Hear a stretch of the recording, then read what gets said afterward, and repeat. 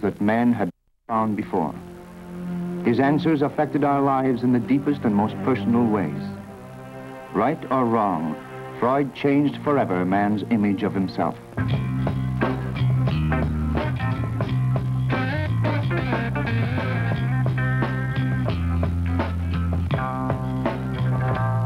Mankind has always known that there was spirituality. I had to show them that there were also instincts.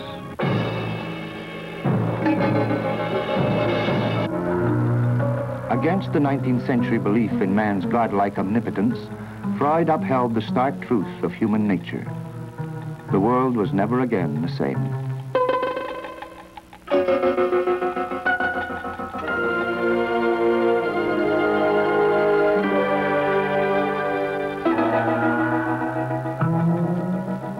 My life work was the exploration of man's unconscious mind, that raging inner sea of him. Unless we understand these blind instincts of aggression and sexual desire, we live in a world of illusion, acting out our roles in a tragic shadow play. His study of the unconscious mind profoundly exposed the less human elements in human nature.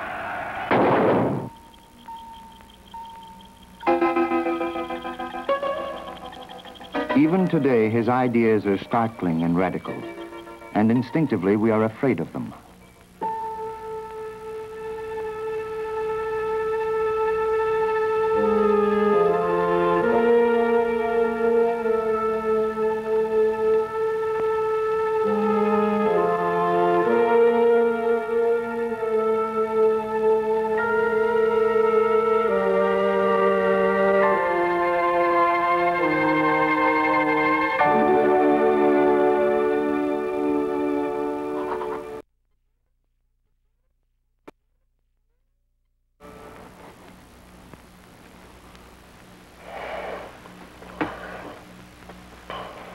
If, ladies and gentlemen, you have come here expecting to hear something sensational or even lewd, you may be sure your efforts were not worth the trouble. I have been called lewd and sensational and much worse. You see, people are afraid of my ideas, and when they're afraid, they strike out. But I have long known that I was destined to trouble the sleep of the world.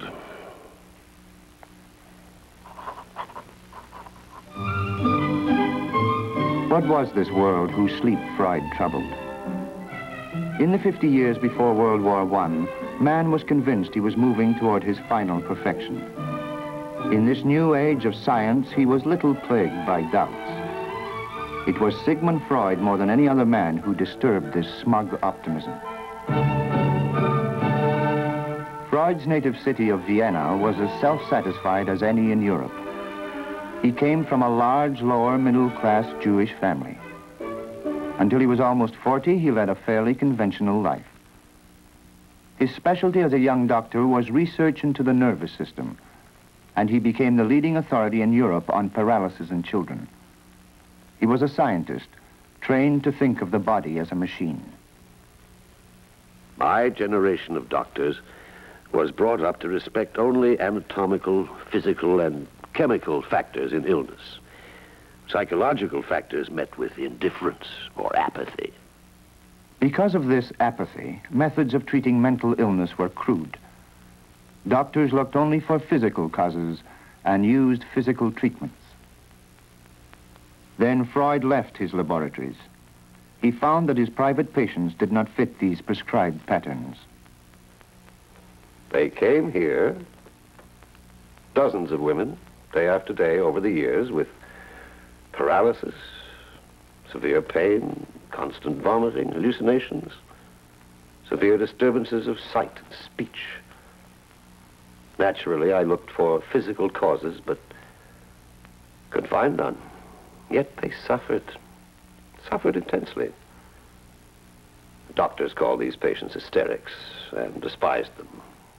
They were shamming or imagining their symptoms. What could one do? Joseph Breuer, a friend and colleague, had some success with hypnosis. One of his patients talked freely about her past, and somehow her paralysis and difficulties of speech and vision would be improved. Well, we know now it was not the hypnosis. I soon discarded that. It was talking about painful memories that was the effective element. And these memories seemed to be deeply hidden in my patients' minds. Madame, can you think of anything? Anything at all?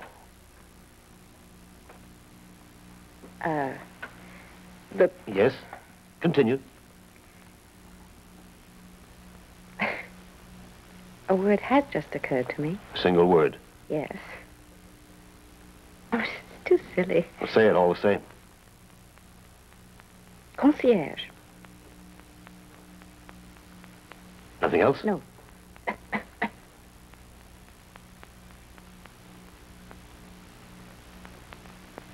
Nightgown. Yes?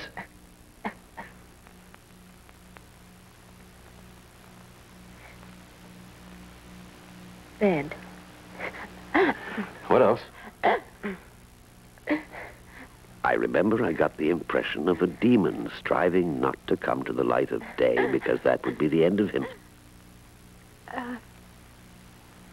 Town. Town, yes. And?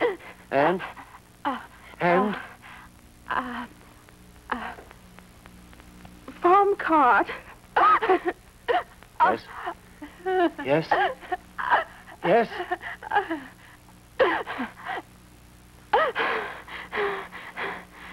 Yes.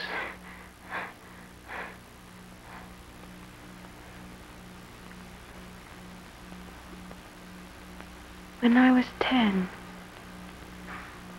and my sister was 12,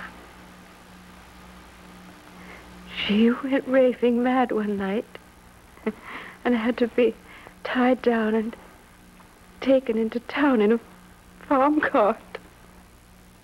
It was the concierge who overpowered her and took her to the asylum. But I sensed there was something hidden even deeper than that story. So I continued to press for words and to uncover the memories that truly disturbed my patient. Madame, I'm afraid that victory was too easy. I'm convinced that we have only part of the story. Think of another word. Secret. You had a secret with your sister? Asleep. Together. Yes. Man. Yes. Naked. And who was this man who came by night to you and your sister? Was he a relative? Was it your... Yes! Yes!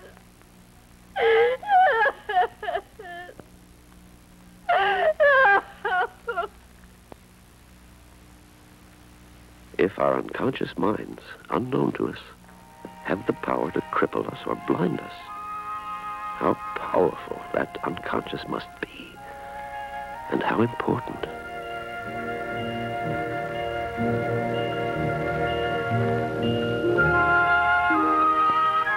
And so Freud began his historic voyage into the nature of our unconscious minds, the mind that had puzzled man for so long.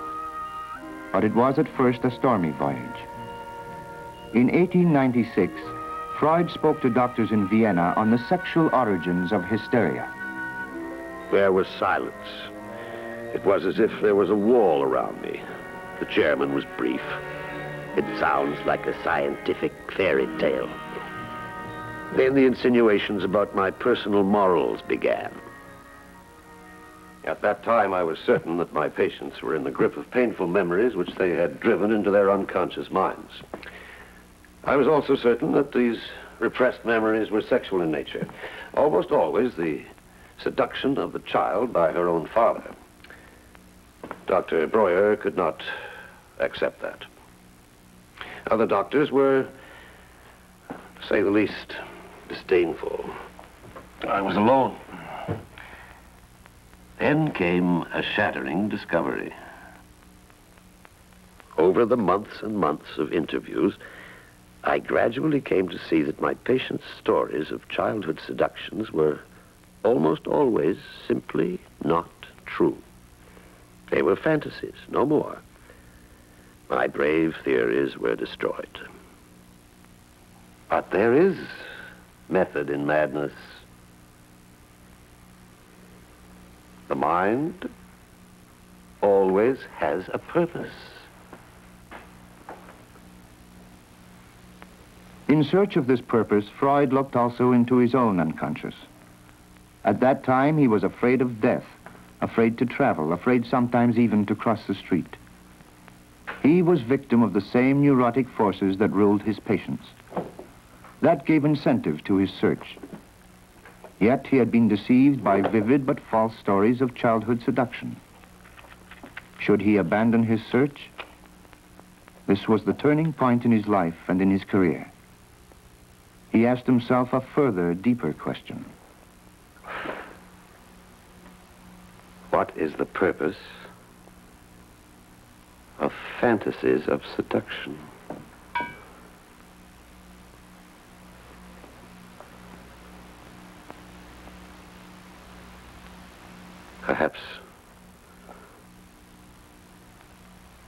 Perhaps the fantasies themselves are significant. Perhaps the fantasies themselves were significant. Oh, it's strange, but in spite of my troubles then, I had a peculiar feeling of victory, not of defeat. Fantasies are like dreams, and I was discovering that I could learn much from my patients' dreams. I resolved to explore dreams in a scientific way. Now, you know that dreams have always been an important part of art, religion, myth, folklore. But people were outraged when I showed that dreams were also a part of the reality of our own selves, a very important part. For dreams are never concerned with trivialities. We do not allow our sleep to be disturbed by trifles.